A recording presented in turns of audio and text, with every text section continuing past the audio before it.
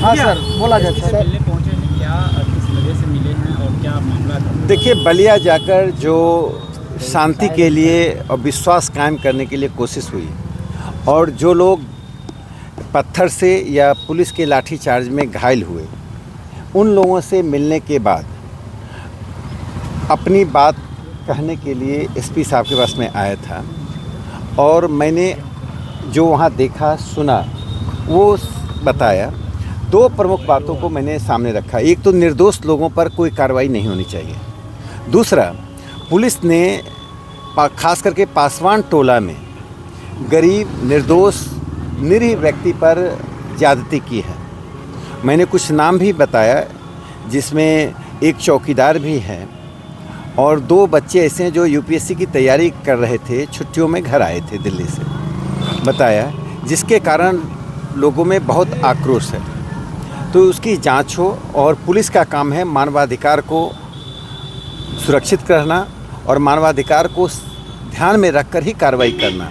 महिलाओं के साथ गाली गलौज करना, घर तोड़ने की धमकी देना, घर में जाकर बुजुर्गों के साथ दुर्व्यवहार करना, ये कुछ पुलिस के लोगों ने किया। वो मैंने उनको सूचित किया और उनसे आग्रह किया कि वे अपनी तरफ से कदम उठाएं और ऐसी कार्रवाई नहीं हो। मुझे खुशी है कि पुलिस अधीक्षक ने इस बात का आश्वासन दिया कि मरहम लगाने में जितनी भी जो भी काम करना पड़ेगा वो करेंगे। और सबसे बड़ी बात यह है कि मैंने कहा, आखिर वो पत्थर कहाँ से आएगा? रेलवे स्टेशन के पत्थर का उपयोग करना धार्मिक उत्सव पर, प्रोसेसन पर, यह साफ दिखाता है कि कहीं न कहीं दंगा सुनियोजित था। और इसके लिए ठीक जांच हो, और जो निर्दोष लोग हैं जिन पर एफआईआर लॉन्च करने की बात हुई, जैसे पूजा समिति के लोगों का यदि नाम आ रहा है तो गलत आ रहा है।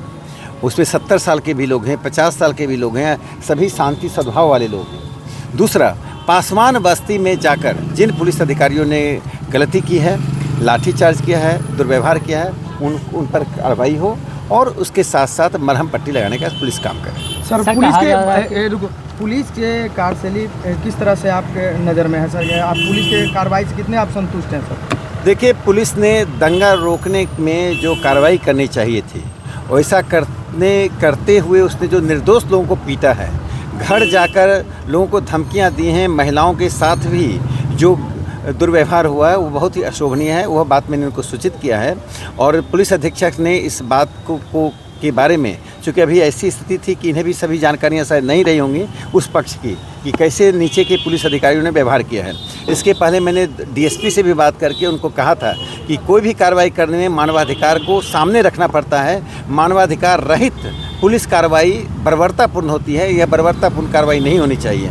ऐसे अनेक बच्चे हैं पासवान टोला में जो बुरी तरह से घायल हैं, जो पूरी तरह निर्दोष हैं, पूरी तरह से अबोध हैं, जिनका कोई भूमिका नहीं थी। इसमें कुछ ऐसे बच्चों पर लाठियां चली हैं जिनकी उम्र 18-16 साल से नीचे है। तो मुझे लगता है कि पुलिस अधीक्षक ने जो आश्वासन दिया है कि वे स्वयं इसमें पहल करके मलहम पट्टी लगाने का काम करेंगे, और निर्दोष लोगों को किसी भी हालत में इसकी सज़ा नहीं मिलेगी। अच्छा, एक तरफ जो गिरिराज सिंह और आप दोनों पहुंचे उस जगह पर, एक तरफ वो कहते हैं ऐसी धार्मिक भावनाओं पर ठेस पहुंचाकर हिंदुओं को फंसाया जाता है। बार बार हिंदुओं को लेकर के वो चिंतित रहते हैं कि हिंदुओं को ऐसे मामलों में ज़्यादा फंसाते हैं। तो आप इसको किस रूप में देखते हैं कि दो समुदायों के बीच में क्या पुलिस एक तरफा कार्रवाई कर रही है, या क्या लगता है कि हिंदुओं को फंसाया जा रहा है? देखिए, जो अभी कार्रवाई हुई है उसमें बड़ी संख्या में निर्दोष लोगों को इसमें लाया गया है, और जो संभावित है, अभी तक तो एफआईआर की पूरी सूची नहीं आई है, और जो ये आशंका जताई जा रही है, नीतीश कुमार जी की सरकार को जितनी पारदर्शिता के साथ और जितनी निष्पक्षता के साथ काम करना चाहिए वो नहीं करें। नालंदा में हमने वही देखा, बिहार शरीफ में वही देखा, सिवान में वही देखा है, और बेगूसराय में भी उसकी छाप नीतीश कुमार जी की नीतियों की छाप है। जिसकी सरकार होती है, पुलिस प्रशासन उसकी नीतियों को देखकर काम करता है। नीतीश कुमार जी की सरकार तुष्टीकरण की नीति में उलझी हुई है। वोट बैंक की राजनीति से जिस दिन हम मुक्त हो जाएंगे, जिस दिन कोई समुदाय विशेष किसी पार्टी विशेष का बहिष्कार करना बंद कर देगा और धर्म के आधार पर वोट देना बंद कर देगा, देश में सांप्रदायिकता समाप्त हो जाएगी। इस सांप्रदायिकता की जड़ वोट बैंक की राजनीति है, उससे तो समुदाय को भी आत्मालोचन करना पड़ेगा। राजनीतिक पार्टियां जो वोट बैंक की राजनीति करती हैं उन्हें इससे बाहर निकलना पड़ेगा, क्योंकि टूटता समाज है। तात्कालिक लाभ के लिए, तात्कालिक लोकप्रियता के लिए अशांत की स्थिति में, दंगे की स्थिति में पेट्रोल छिड़कने का काम किसी को नहीं करना चाहिए। समाज में सद्भाव लाना चाहिए, साझा व्यापार, साझी कार्रवाई।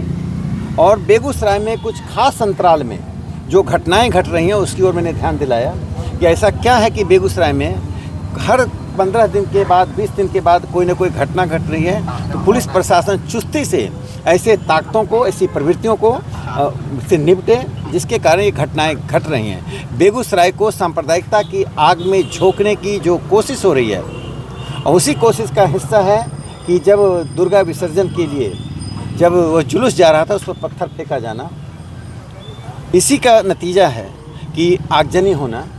इससे पुलिस प्रशासन सख्ती से निपटे, लेकिन किसी भी निर्दोष को सज़ा नहीं मिलनी चाहिए। और बिहार की सरकार को मैं चेतावनी देता हूं कि वोट के लिए समाज को ना तोड़े, वोट की बैंक की राजनीति के लिए हिंदुस्तान को सांप्रदायिकता के आग में नहीं झोंके।